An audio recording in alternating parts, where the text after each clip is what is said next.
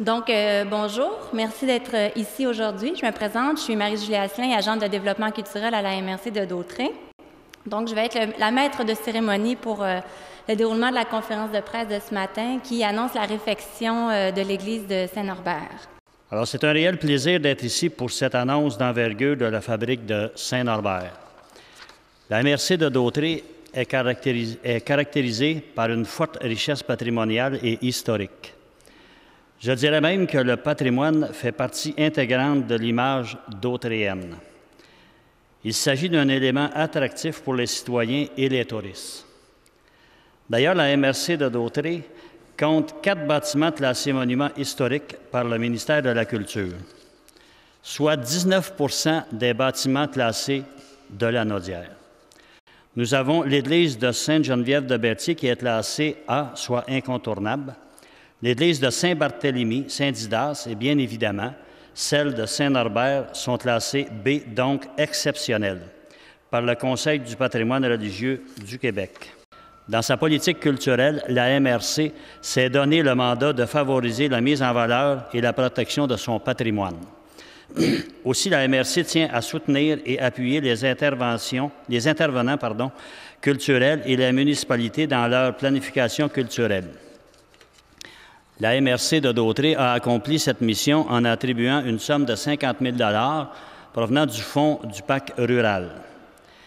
Elle a aussi supporté le comité responsable de l'organisation du spectacle bénéfice de M. Jean-Pierre Ferland et de Mme Ginette Renaud. L'ensemble des démarches accomplies par le comité a mené aux résultats dont nous sommes témoins aujourd'hui. Je souhaite également remercier le ministère de la Culture et le Conseil du patrimoine religieux, ainsi que la Caisse populaire Desjardins du Sablé pour leur contribution financière. Vos efforts ont permis d'assurer la pérennité d'un joyau architectural. Écoutez, je faisais allusion tantôt à ce qui se passe présentement au Mali, à Tombouctou, où le patrimoine religieux est mis en péril, pour toutes sortes de raisons que je n'évoquerai pas ici, mais c'est très malheureux. C'est très malheureux et je m'en venais tantôt et je pensais à ça, puis je me disais à quel point le fait d'investir dans ce patrimoine bâti qu'est l'église de Saint-Norbert est tout à fait adéquat et tout à fait important. C'est tout à fait important de le faire. Et je tiens à souligner, évidemment, la participation d'abord et avant tout du milieu, de la communauté qui a décidé de sauver, de préserver le patrimoine bâti qu'est l'église de Saint-Norbert. C'est important parce que, en quelque part, ça vient aussi envoyer le signal que l'ensemble du patrimoine bâti du Québec doit être préservé et le gouvernement, l'État, a un rôle à jouer, mais bien sûr, l'État ne peut pas à elle seule prendre fait et cause de l'ensemble des biens culturels du Québec, mais quand la communauté, comme ça se fait ici présentement, se prend en main et décide de faire le travail, comme on dit, pour justement assurer la préservation de ce patrimoine bâti-là, de cette église-là, eh bien l'État, évidemment, ne peut qu'apporter son soutien pour assurer la réussite du projet. Donc, au nom de la municipalité, je suis heureux d'être présent à cet événement afin de confirmer que notre municipalité est fière de son église.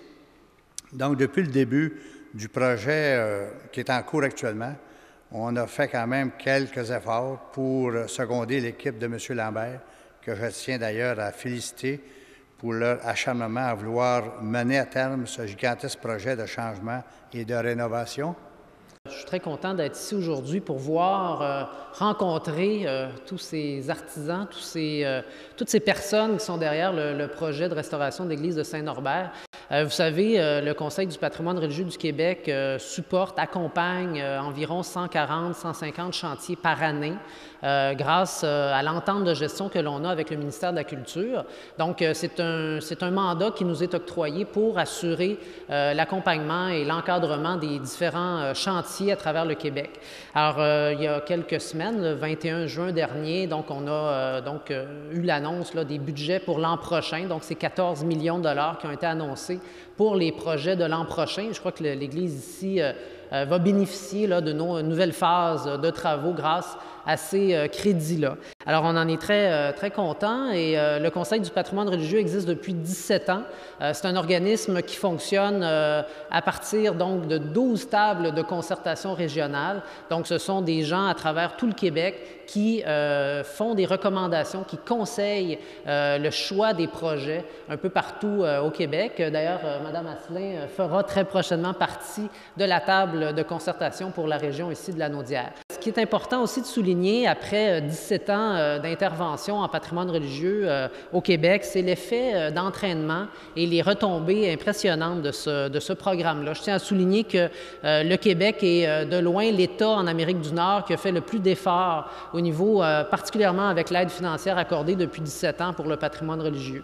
Donc, on relevait il y a quelques semaines à peine des retombées impressionnantes, notamment au niveau de l'emploi. Il y a 4000 emplois qui ont été créés grâce à ce programme-là. C'est un effet levier intéressant. Alors, au nom du président du Conseil du patrimoine religieux du Québec, M. Michel Lavoie, je vous transmets mes félicitations et mes remerciements. Puis, le Conseil est avec vous pour vous accompagner dans votre projet.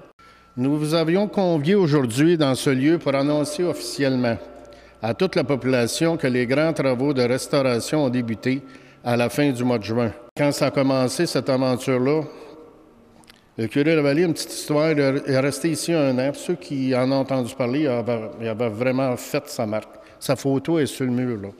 Il y avait une dévotion exceptionnelle à Marie-Reine des Cœurs, puis des gens un peu partout du Québec venaient le rencontrer pour toutes sortes de faveurs et de demandes.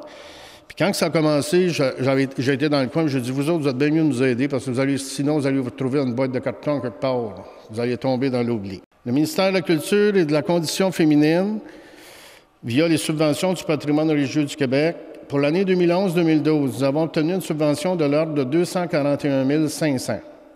Cela permettra la réfection des portes et des fenêtres, de la toiture et du clocher et les travaux de peinture, la ventilation de l'entretoit et l'installation d'un système de détection d'incendie. Pour l'année 2012-2013, la ministre a annoncé le 20 juin dernier ses projets. Pour la Naudière, l'Église de Saint-Norbert a obtenu 322 675. Cela permettra la réfection de la maçonnerie et du parvis de l'Église. En additionnant ces 2 subventions, plus notre contribution de 30 %, cela totalise des travaux à l'Église de Saint-Norbert de l'ordre de plus de 805 964 $. Ayons toujours en mémoire le pourquoi de l'engagement de Jean-Pierre Ferland en 2010, à savoir qu'il ne pouvait concevoir son village sans Église. Sincère merci et vive reconnaissance aux membres du Conseil de la Fabrique Saint-Norbert. Profite de l'occasion pour vous remercier tous les organismes, tous les généreux donateurs, bienfaiteurs, tous les commanditaires et nos diverses organisations de financement et tous les bénévoles qui nous ont épaulés. Pour votre soutien et encouragement, merci de faire partie de cette grande aventure. Merci d'avoir cru en nous. Mais je peux vous dire que depuis le début du projet, Jean-Pierre y croyait. Comme tu dis, il ne faut pas voir des plywood dans les vitres de notre église. Il s'est présenté tout à fait gratuitement, puis pour avoir travaillé avec le comité depuis janvier et février 2010, que j'ai assisté à toutes les réunions, où est-ce qu'on a eu du plaisir à monter ce projet-là. Sans Jean-Pierre, on n'aurait pas pu ramasser 200 000 $. À titre personnel, j'aimerais remercier Jean-Pierre parce que sans lui, il n'y aurait pas de crinque à matin. Puis quand je vois la nacelle, puis je pense à nos aïeux qui ont bâti, ça n'existait pas ça dans les années 1800, le clocher d'église, j'étais encore à me demander comment ils ont fait pour monter les pièces de bois en haut. Alors, chapeau au constructeur de l'église, chapeau à Jean-Pierre qui nous a donné, sans lui, encore là, une aide irremplaçable. Il s'excuse, comme je vous dis, il a suivi le projet depuis le début. À toutes les fois qu'on avait des communications avec le ministère, où est-ce que la première portion d'argent, je pense que c'est 200 000 qui en entré, Marcel. La première réponse l'an passé, plus ou moins 200 000. Jean-Pierre, c'est comme s'il n'en croyait pas ses yeux. Puis, il y a 2 semaines qu'on a eu la dernière portion, la phase 2, là, Jean-Pierre, il n'en revenait pas.